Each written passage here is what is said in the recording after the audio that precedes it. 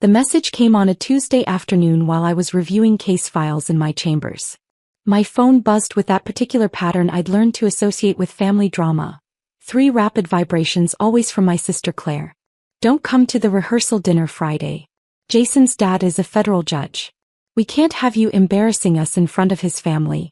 This is important. Please just stay away. I read it twice. Set my phone down. Went back to the appellate brief in front of me. My clerk, Marcus, knocked softly.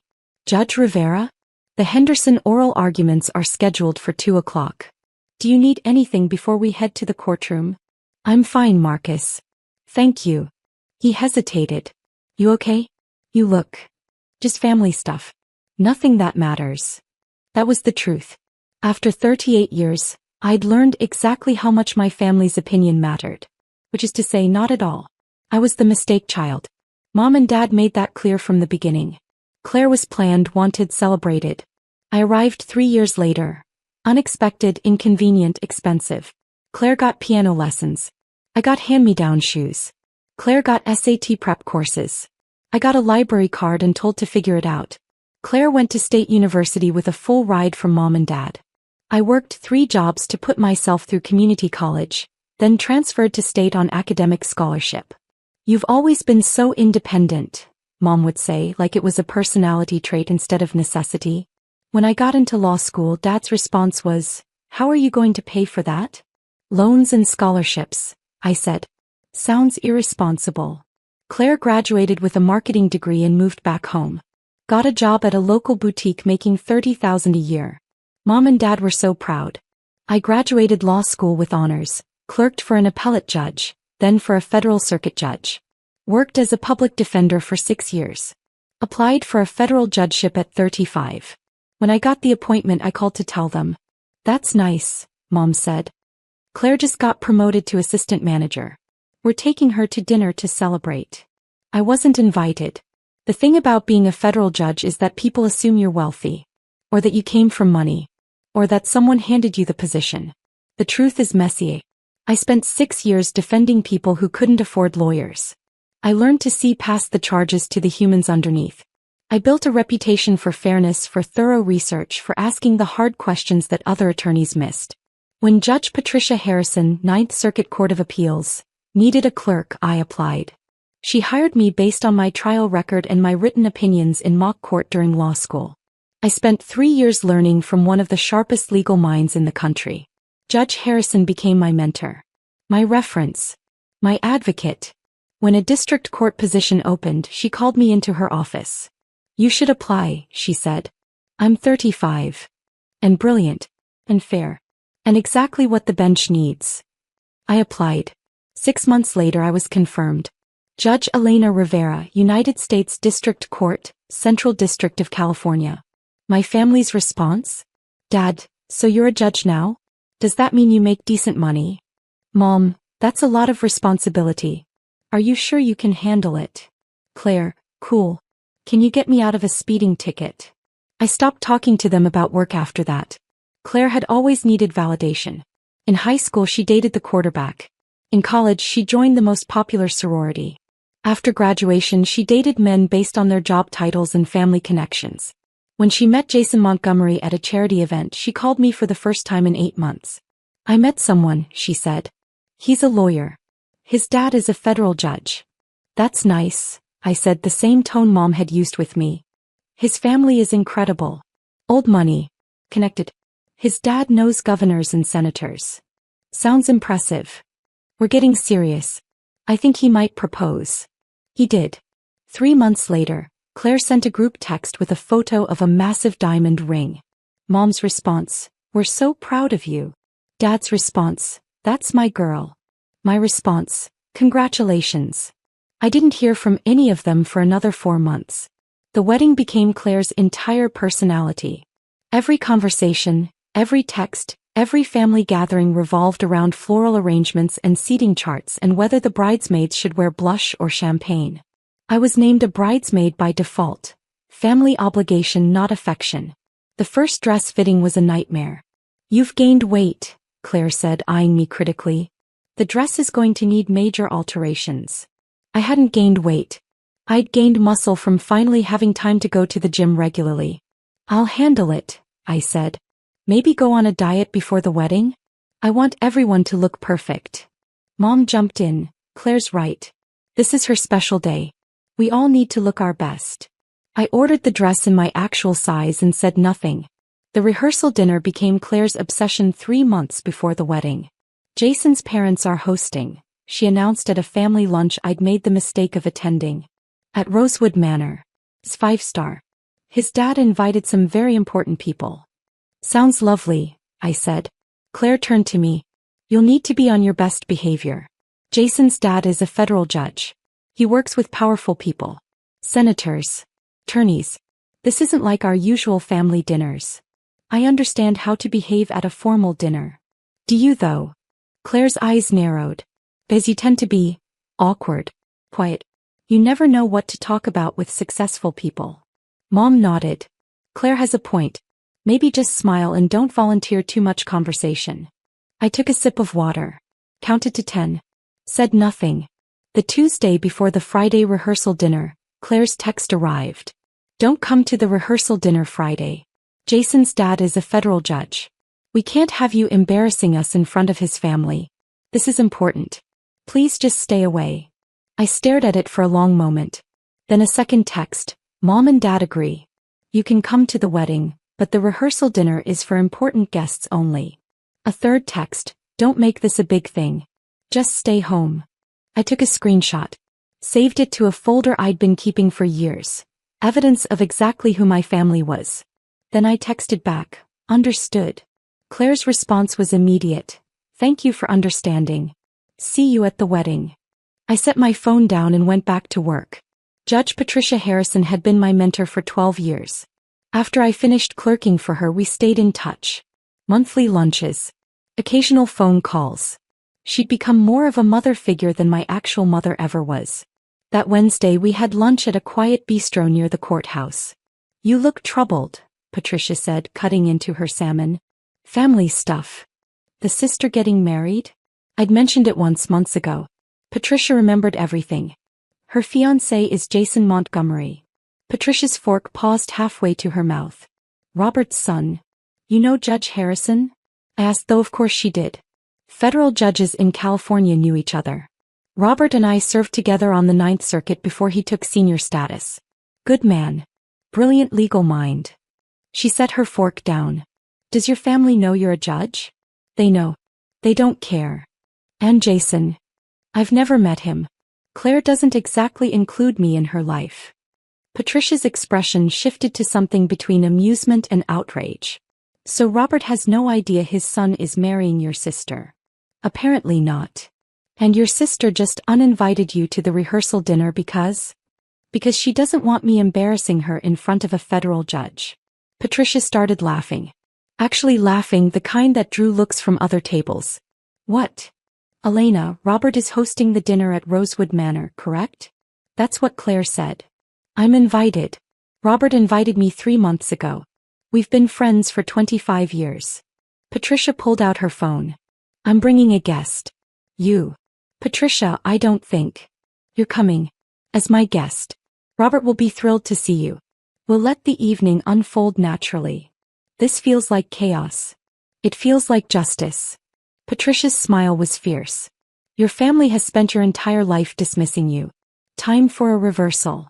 Friday arrived with California sunshine and my complete indifference to Claire's wedding drama. I had a morning docket, 3 motions to dismiss, 2 discovery disputes and a sentencing hearing. I handled them with my usual attention to detail, signed the necessary orders and left the courthouse at 3 o'clock. Patricia had insisted on picking me up. Arrive together, she'd said. Make an entrance. I wore a navy dress. Simple, elegant, appropriate for a formal dinner. My hair in a low bun. Minimal jewelry except for the pearl earrings Patricia had given me when I was appointed to the bench. Patricia arrived at 6:15 in a black car service vehicle. You look perfect, she said as I slid into the back seat. Ready for this?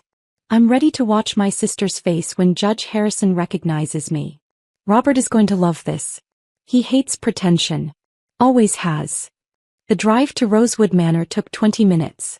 The restaurant was exactly as pretentious as I'd imagined. Stone facade, valet parking, a doorman in a literal top hat. "Here we go," Patricia said as we stepped out. Rosewood Manor's private dining room was stunning. Crystal chandeliers, floor-to-ceiling windows overlooking a garden, tables set with china that probably cost more than my first car. I spotted my family immediately. Mom and Dad at the head table dressed like they were meeting royalty. Claire in a white cocktail dress, laughing too loudly at something Jason's mother said. Jason himself, tall, handsome, every bit the successful attorney Claire had described. And at the center of it all, Judge Robert Harrison, 72 years old, silver hair, sharp eyes, senior status on the Ninth Circuit Court of Appeals. One of the most respected legal minds in California. Patricia and I paused at the entrance. Claire saw me first. Her face went from laughing to confused to absolutely horrified in under 3 seconds.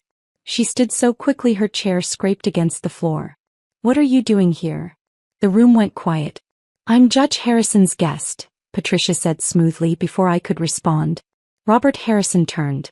His face lit up. "Patricia. There you are." Then his eyes landed on me and he froze. Complete stillness. "Judge Rivera?" The room went silent. Not quiet. Silent. The kind of silence where you can hear crystal glasses trembling on tables. "Judge Harrison," I said calmly. "It's good to see you." Robert crossed the room in 4 long strides. "Elena. My God. What are you doing here?" "Patricia invited me. But I didn't know you." He looked around confused. Then his eyes landed on Claire. "On Jason." Back to me. "Wait. Are you related to?" "Claire is my sister." I watched him process this.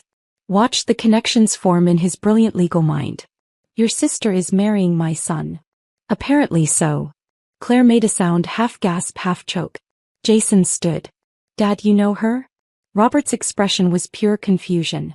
"Know her?" "Jason, Judge Rivera clerked for me 15 years ago on the Ninth Circuit.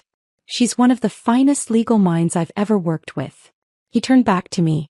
"I had no idea you were related to Claire." "We don't exactly advertise our connection," I said. Patricia was smiling like Christmas had come early. Claire's fork hit her plate with a clatter that echoed through the silent room.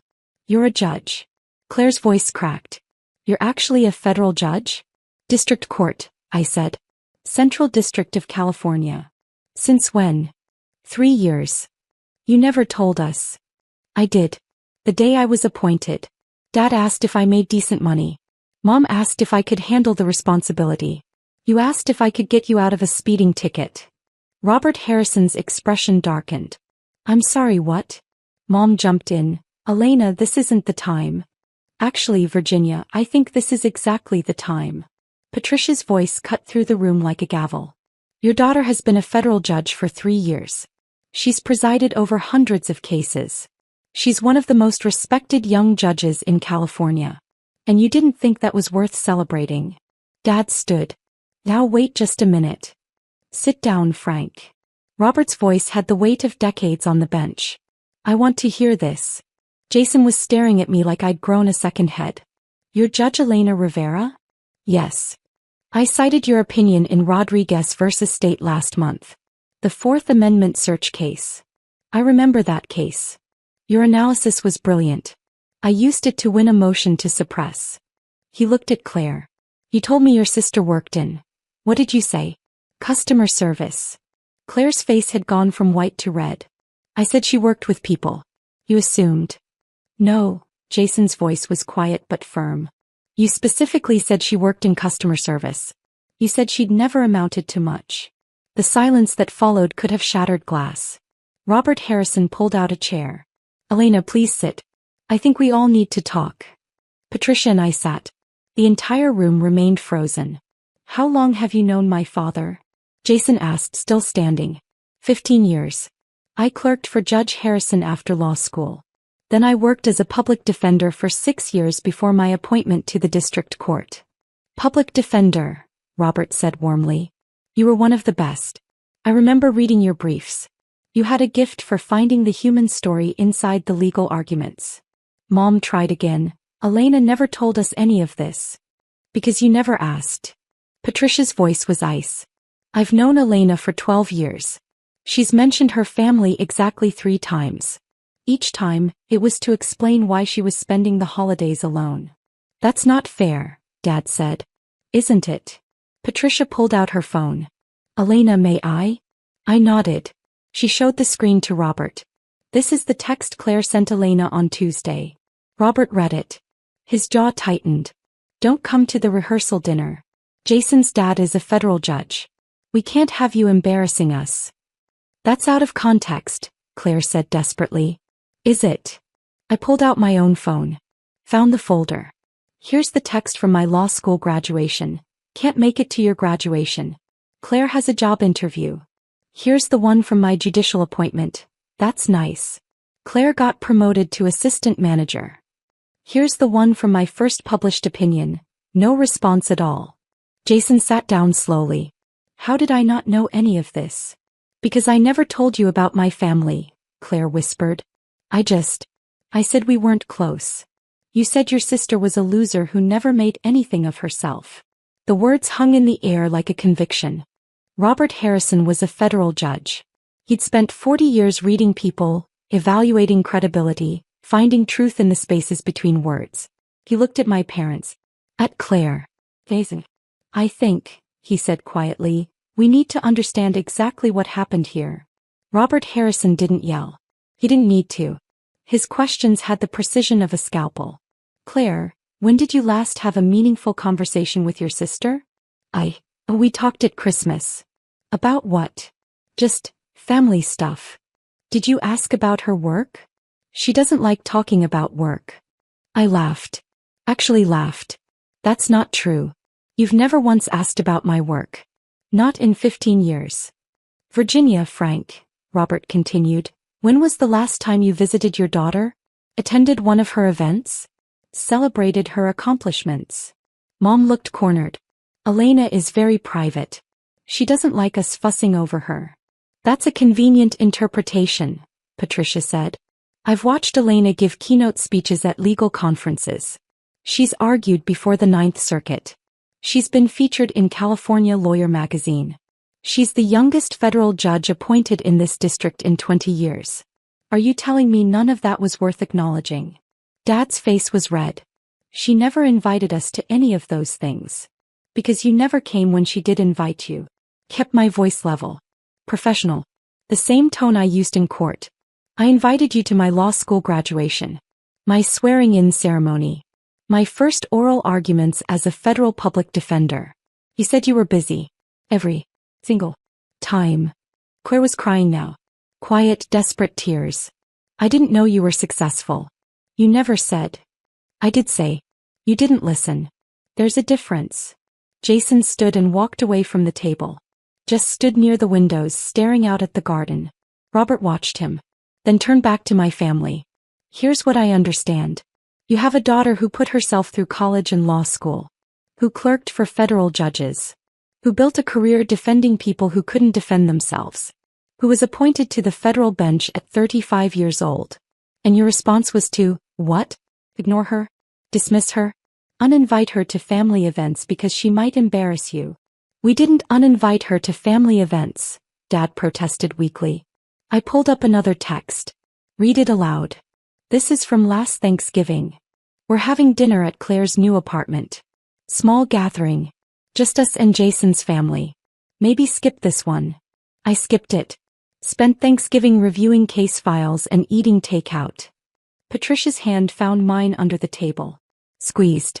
And the truly remarkable part, Robert said, his voice dropping to something cold and judicial, is that you texted her on Tuesday and told her not to come tonight because you were afraid she'd embarrass you. In front of me. A federal judge. He shook his head. I've seen a lot in 40 years on the bench. But this is a special kind of cruelty. Jason came back to the table. Sat down next to me, not next to Claire. Judge Rivera, he said formally. I need to apologize. You didn't do anything wrong.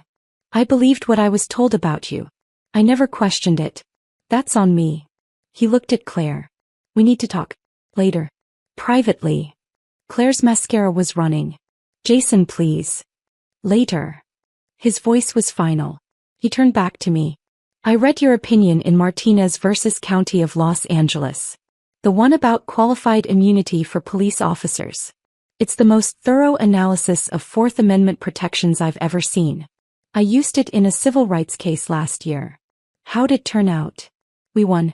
My client got a settlement. Justice served. He paused. Because of your legal reasoning. Robert was nodding. Elena's Martinez opinion has been cited in 17 cases across 4 circuits. It's becoming precedent. She's changing law. Mom made a small sound. 17 cases? 18 now, I said. The Second Circuit cited it last week. The enormity of it was finally hitting them. Not just that I was successful, but that I was influential, respected, known in legal circles they'd spent months trying to impress. How much does a federal judge make? Dad asked because of course he did. $233,000 a year, I said. Plus benefits. Lifetime appointment. His face went pale. I also own my own home. 3-bedroom Craftsman in Pasadena. Paid off last year. I have a retirement portfolio worth approximately $1.2 million. I drive a paid-off Tesla. I have no debt. Kept my voice even. But thank you for asking about my financial stability. Only took 38 years. Claire was sobbing now. Full heaving sobs. Jason handed her a napkin. Said nothing. Patricia Harrison had been quiet for several minutes. Watching. Evaluating. Now she leaned forward. I want to tell you something about your daughter, she said to my parents. Something you should have known but apparently don't. Mom looked terrified. Dad just looked defeated. When Elena clerked for me, I had her working 80-hour weeks. Federal appellate cases are complex. Demanding. Most clerks burn out in a year. Elena thrived. She saw patterns other clerks missed. She found case law that changed outcomes. She wrote bench memos that I sometimes used verbatim in my published opinions. She turned to me with something like pride. After she left my chambers, I recommended her to every federal judge who would listen.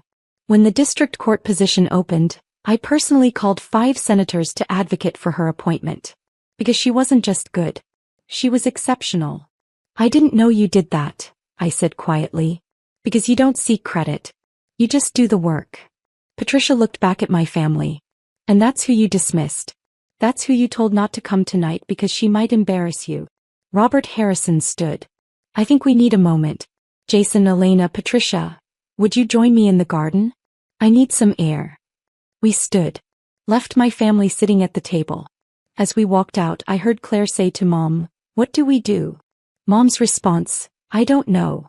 The garden behind Rosewood Manor was beautiful. Stone paths, night-blooming jasmine, soft lighting that made everything look like a painting. Robert lit a cigar. Offered one to Jason, who declined. "I'm sorry," Robert said to me. "I had no idea Jason's fiancé was related to you. If I had known."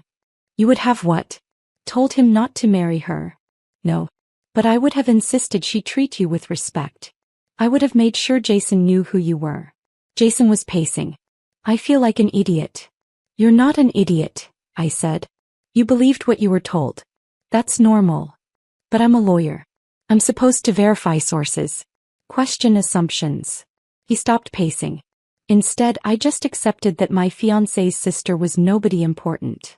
In fairness to you, that's what my family has always believed." Patricia was watching me carefully. "How do you feel right now?" "Honestly, vindicated. But also sad." "Sad. Because this didn't have to happen this way. If they just cared. Even a little. We could have had a relationship. They could have been proud." I looked back at the restaurant. But they weren't capable of that. Robert took a long pull on his cigar. "What do you want to happen now?" "What do you mean? Do you want me to end this dinner? Send them home? I'm hosting. I have that authority." I considered it. The power in that moment was mine. Complete reversal. I could humiliate them the way they'd humiliated me for years. But that wasn't who I was. "No," I said. "Let dinner continue. But I'm not sitting at their table." "Done. You'll sit with Patricia and me. We'll have our own conversation. They can watch what it looks like when people actually value you." Jason looked at me. "Can I ask you something?" "Of course. Do you want me to call off the wedding?" I blinked. What? Because if this is who Claire is, if this is how she treats family, I need to reconsider everything. Jason, that's between you and her. Not my decision. But you're her sister. In biology only. We don't have a relationship. Haven't for years. So whatever you decide it based on who she is to you. Not who she is to me. He nodded slowly. That's fair. But I need to think. Robert clapped his son on the shoulder. Take the time you need. Marriage is a lifetime commitment. Make sure you're committing to the right person. We returned to the dining room. The seating arrangement had quietly shifted. Patricia, Robert, and I sat at one table. Jason joined us after a moment's hesitation. My family remained at their original table.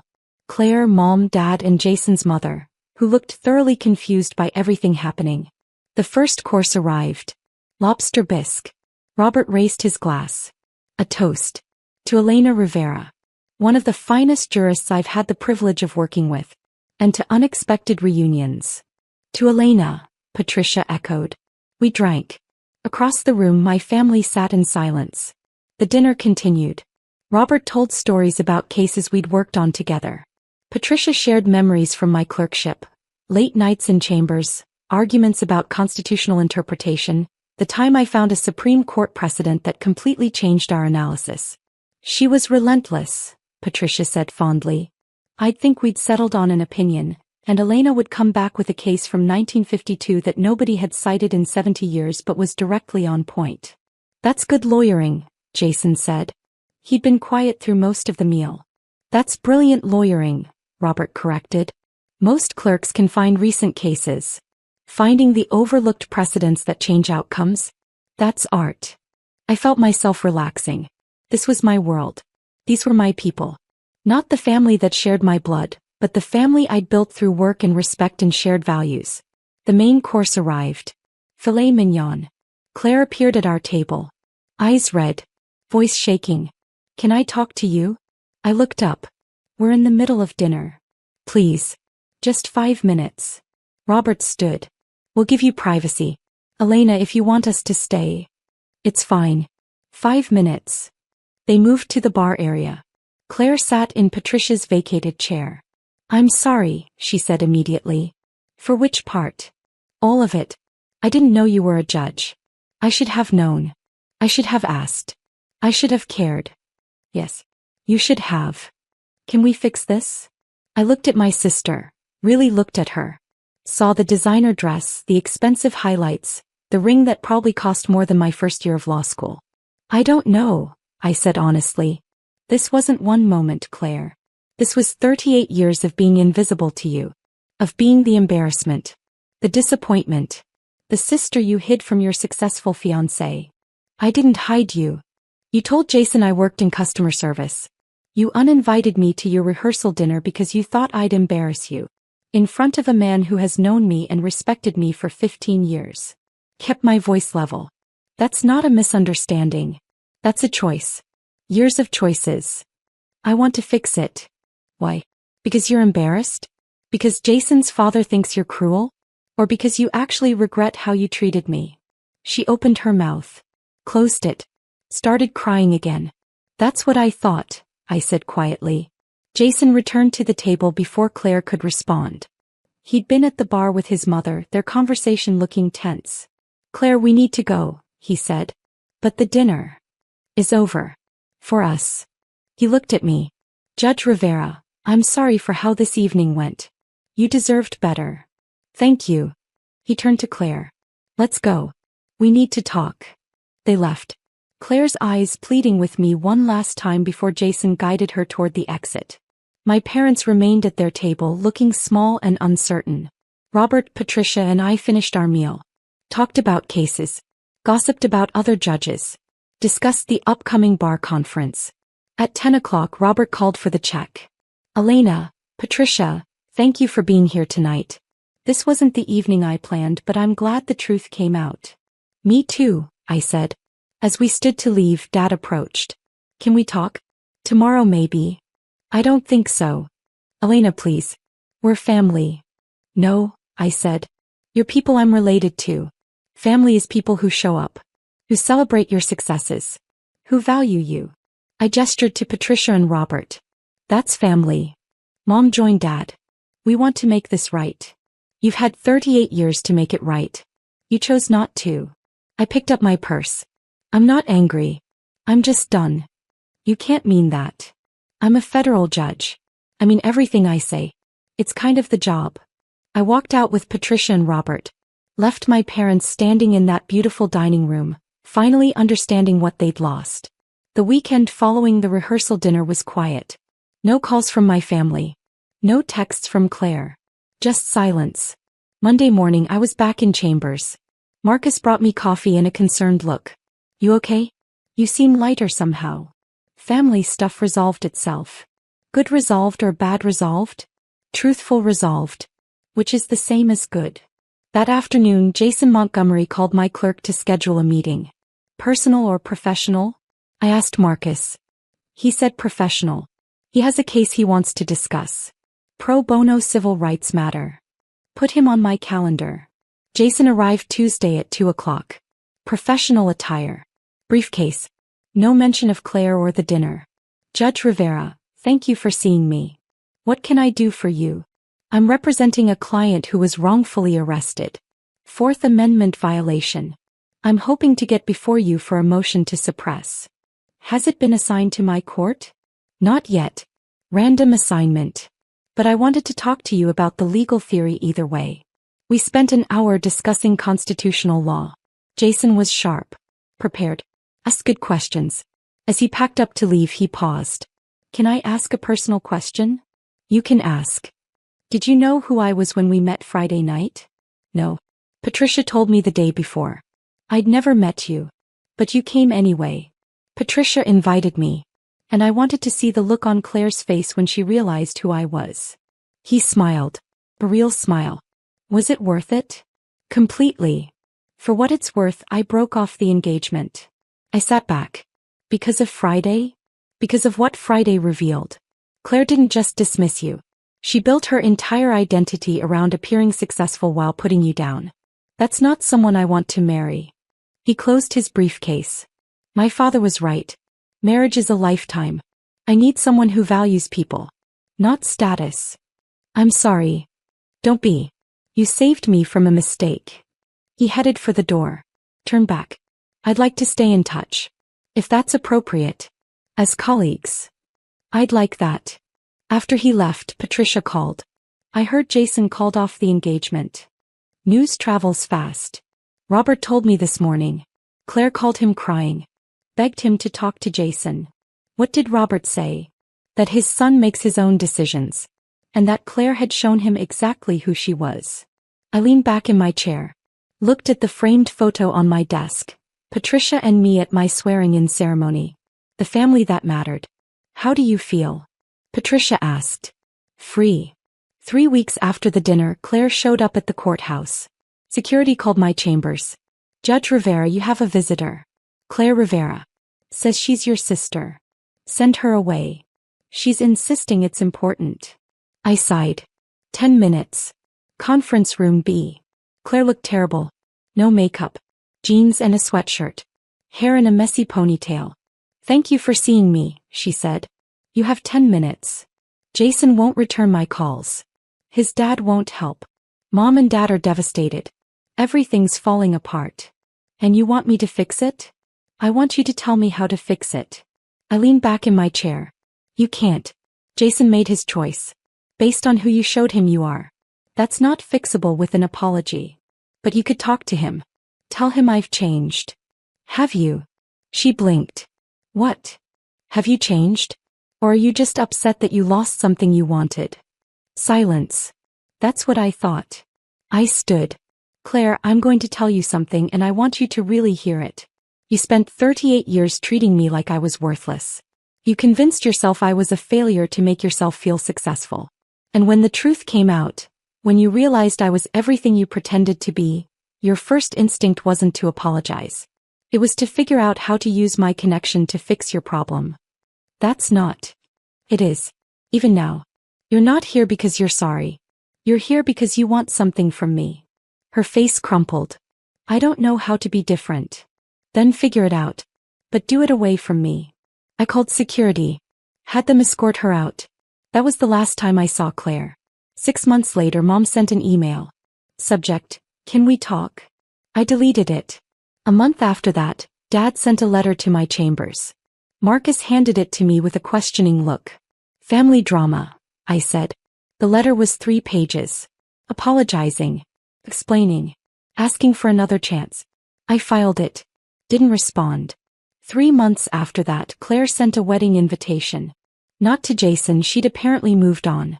Some guy named Brad who worked in finance. I didn't RSVP. Patricia asked me about it over lunch. Do you ever regret cutting them off? No. They had 38 years to be my family. They chose not to. I'm not obligated to give them a 39th. No regrets about Jason? Jason made the right call. He deserves someone better than Claire. He's dating someone from his firm. Another civil rights attorney. Seems happy. Good for him. Patricia studied me. You really are okay with all this? I am. As I learned something important. Family isn't biology. It's choice. You choose me. Robert chooses me. My colleagues, my clerks, the attorneys I mentor. They choose me. That's enough. More than enough, Patricia said. That's everything. 2 years after the rehearsal dinner that ended everything, I was nominated for the Ninth Circuit Court of Appeals. Patricia called me screaming. Actual screaming. You're going to the appellate court. If I'm confirmed, you'll be confirmed. Robert and I will make sure of it. The confirmation process took 8 months. Hearings. Background checks. Testimony from colleagues. Robert Harrison testified on my behalf. So did Patricia. So did Jason Montgomery, who'd become a close colleague and friend. Judge Rivera represents the best of the federal judiciary, Robert told the Senate committee. She's fair, thorough, brilliant. And she understands that justice isn't just about law, it's about humanity. I was confirmed 92-8. At 40 years old, I became one of the youngest judges ever appointed to the Ninth Circuit Court of Appeals. The swearing-in ceremony was packed. Colleagues, attorneys, law students, people I'd mentored and worked with. Patricia stood beside me. Robert administered the oath. In the back of the room I saw a familiar face. Claire. She'd somehow found out about the ceremony. After I took the oath, after the applause died down, she approached. Congratulations, she said. Thank you. I'm proud of you. I looked at my sister. Really looked at her. Saw someone I used to know. Used to be related to. Used to hope would love me. I appreciate that, I said. But it doesn't change anything. I know. I just wanted you to know. She left. I watched her go. Patricia appeared at my elbow. You okay? Perfect. She came. She did. Doesn't matter anymore. And it didn't. Because I was surrounded by people who'd chosen me. Who'd celebrated every step of my career. Who'd believed in me when I was a clerk, a public defender, a district judge, and now an appellate judge. That night, Robert hosted a dinner. Small. Intimate. Just the people who mattered. Jason was there with his girlfriend Sarah, who'd argued before me twice and won both times. Patricia. Marcus, my loyal clerk.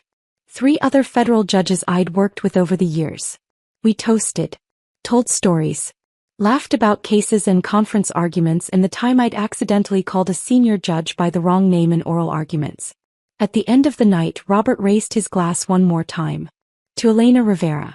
Who proved that family isn't about blood. It's about who shows up. Who believes. Who stays. To Elena, they all echoed. I looked around the table. At the faces of people who valued me. Respected me. Loved me. This was family. This was everything. And my sister, sitting somewhere alone realizing what she'd lost, would never understand that the moment she dreaded most, the moment she tried to prevent by uninviting me to her rehearsal dinner, was the moment I'd finally been set free. Free to find the family I deserved. Free to build the life I'd earned. Free to be exactly who I was always meant to be. A federal judge. A mentor. A friend. Someone who mattered. Not because my family finally recognized it, but because I'd built a life where recognition came from people who actually knew how to give it.